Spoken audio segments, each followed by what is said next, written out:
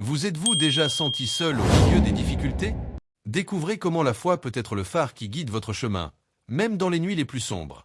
Préparez-vous à un message transformateur qui touchera votre cœur et renouvellera votre espérance. À chaque instant, sachez que vous n'êtes pas seul. La foi est comme un phare, qui nous guide à travers la nuit. Permettez à la confiance de s'intensifier dans votre cœur, car la guérison, comme une graine, germe dans la terre de la foi. La force de l'amour divin vous enveloppera et en son temps, la guérison se manifestera, restaurant votre santé, apportant joie et grande paix. Mais comment cette foi se manifeste-t-elle dans nos vies? Suivez l'histoire inspirante qu'Apollo racontera ensuite et découvrez comment la confiance et l'amour peuvent transformer même les moments les plus difficiles. Dans un grand centre urbain agité, Esther, une jeune administratrice, faisait face à un défi très important. Le chaos urbain enveloppait Esther comme un tourbillon incessant. Le trafic incessant, les lumières frénétiques des panneaux publicitaires, les visages pressés qui croisaient son chemin, tout semblait tourner autour d'elle dans une chorégraphie désordonnée. Mais le véritable tumulte était à l'intérieur d'elle. Lorsque le diagnostic est arrivé, c'était comme si un mur invisible l'isolait du monde. Une maladie grave. Un destin incertain. Le corps qui faiblissait sans prévenir. Elle se voyait fragile face à la force écrasante de la vie. Au bureau, sa présence autrefois vibrante commença à s'estomper. Les réunions semblaient interminables, les emails s'accumulaient comme des montagnes et les décisions qu'elle prenait auparavant avec fermeté semblaient maintenant des pièges. Ce qui était autrefois motivation devint un poids. La peur murmurait dans son esprit pendant les nuits d'insomnie. Les jours s'écoulaient comme du sable entre ses doigts, et la solitude devint sa seule fidèle compagnie. Mais il y avait Armand. Un ami qui ne se laissait pas abattre par les circonstances, avait une foi profonde. Il était ce type rare de personne qui voyait la lumière même dans l'obscurité la plus dense. Ses paroles n'étaient pas seulement des encouragements vides, elles portaient la fermeté de celui qui connaissait déjà la souffrance, mais aussi le pouvoir de la guérison. Avec un regard de compréhension et un cœur ouvert, il lui tendit la main alors qu'elle n'avait plus la force de lever la sienne. « Tu dois t'ancrer dans la foi, dit-il un soir, alors qu'il marchait dans le parc après une autre journée épuisante. Esther hésita. Avoir la foi comment? Comment pouvait-elle trouver l'espoir dans quelque chose d'invisible alors que son propre corps donnait des signes si concrets de faiblesse? Mais Armand n'insista pas. Il planta juste la graine. Quelques jours plus tard, elle céda à l'invitation de son ami et participa à une rencontre spirituelle. L'ambiance était accueillante, mais elle se sentait déplacée. Des visages sereins partageaient des histoires de douleur et de guérison, et au centre de ces récits, un élément commun, la foi. Des personnes qui, comme elle, avaient affronté des maladies et des défis, mais trouvaient du réconfort dans ce qu'elles ne pouvaient pas voir, seulement sentir. Au milieu d'une des rencontres, une femme plus âgée lui prit la main. Ses yeux étaient profonds comme l'océan, mais portaient une lueur sereine. « Tu n'es pas seule, ma chère. Dieu est notre refuge et notre forteresse, un secours toujours présent dans la détresse. » Ces paroles bibliques millénaires résonnèrent en elle. Pour la première fois depuis des mois, elle sentit quelque chose de différent de la peur. Une étincelle de réconfort. Une possibilité d'espoir. À partir de ce jour, Esther commença à chercher sa propre connexion avec le divin.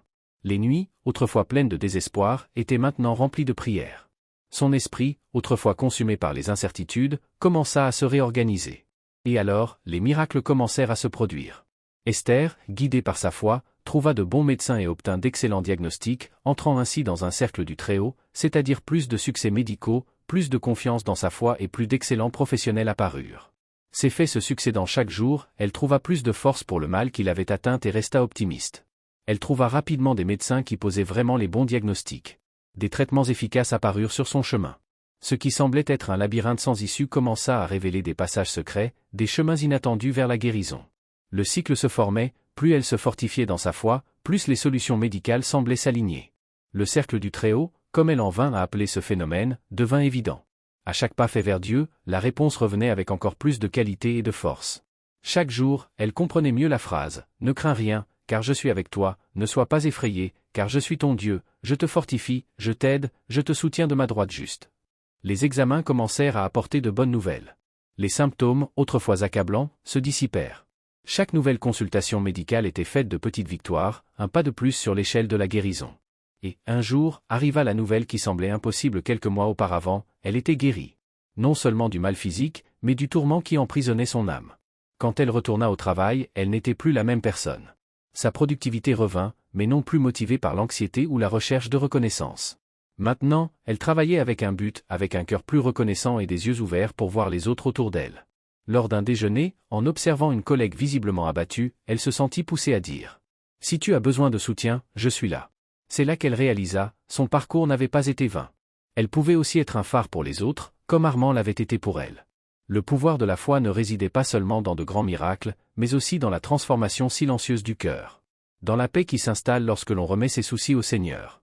Car le Seigneur a dit, « Venez à moi, vous tous qui êtes fatigués et chargés, et je vous donnerai du repos. » Avec ces pensées, Esther se sentit très bien, en plus d'être soulagée. Non seulement dans son corps, mais aussi dans son âme.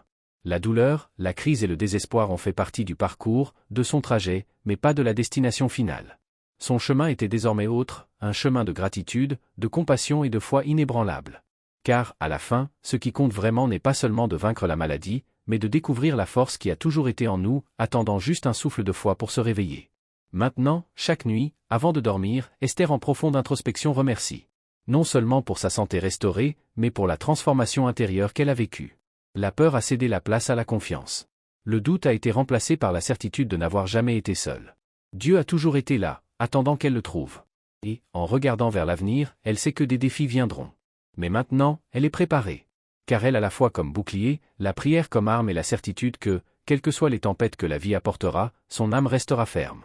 Écoutez dans le prochain cadre les passages bibliques qui ont le plus éclairé l'esprit d'Esther. Tito nous apporte les passages et nous explique leur signification. Découvrez le véritable pouvoir de la foi. Découvrez avec Tio comment les Saintes Écritures fondent ce message inspirant.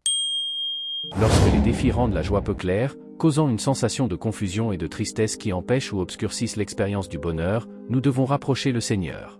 Les 3 passages que je veux partager nous rappellent que nous pouvons.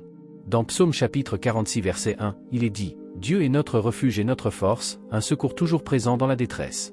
Ce verset renforce l'idée que Dieu est une source constante de protection et de force, spécialement dans les moments d'adversité. Tout comme Esther a trouvé refuge dans la foi, Dieu sera toujours notre secours dans les moments d'angoisse. Déjà dans Ésaïe chapitre 41 verset 10, nous avons la promesse de Dieu, « Ne crains rien, car je suis avec toi, ne sois pas effrayé, car je suis ton Dieu, je te fortifie, je t'aide, je te soutiens de ma droite fidèle. » Ici, Dieu parle directement à son peuple, lui rappelant que, malgré les difficultés et les craintes qui peuvent surgir, il sera à notre disposition. Armand, avec sa foi, et connaissant les desseins de Dieu, a ouvert la voie pour qu'Esther apprenne aussi comment le Seigneur nous fortifie et nous soutient toujours. Tu auras toujours le réconfort de savoir que Dieu est à tes côtés pour te fortifier. Lorsque nous entendons Matthieu au chapitre 11 verset 28, nous savons que le Seigneur nous veut près de lui, nous invitant avec cet appel, « Venez à moi, vous tous qui êtes fatigués et chargés, et je vous donnerai du repos. » Esther a accepté l'invitation et a trouvé soulagement, paix et santé en s'approchant de Dieu, tout comme nous pouvons le trouver. Maintenant, préparez-vous à une réflexion avec Apollo, qui nous montrera comment ces passages s'appliquent à nos vies et comment nous pouvons trouver force et espoir au milieu des difficultés. Esther nous montre le pouvoir transformateur de la foi. Dans les moments de difficulté, il est essentiel de se rappeler que nous ne sommes pas seuls. La foi est comme un phare qui nous guide à travers l'obscurité, apportant espoir et réconfort. L'histoire d'Esther résonne profondément avec le parcours humain face à la fragilité et à l'incertitude. C'est un beau témoignage de l'interaction entre la foi et la résilience psychologique. Le diagnostic d'une maladie grave agit comme un déclencheur pour une immersion intérieure, exposant les peurs et la solitude. La description de l'environnement urbain chaotique reflète le tourbillon émotionnel qu'Esther affronte, où l'extérieur amplifie l'intérieur. La figure d'Armand apparaît comme un point de lumière, représentant l'importance du soutien social et de la foi comme ancre dans les moments de crise. Sa foi n'est pas imposée, mais offerte comme une possibilité, une graine plantée dans le cœur affligé d'Esther. La participation aux rencontres spirituelles procure un sentiment de communauté et d'identification, montrant que la douleur et la guérison peuvent être partagées et renforcées par la foi. La phrase biblique prononcée par la femme âgée, « Dieu est notre refuge et notre force », agit comme un baume, offrant un réconfort et un espoir concret.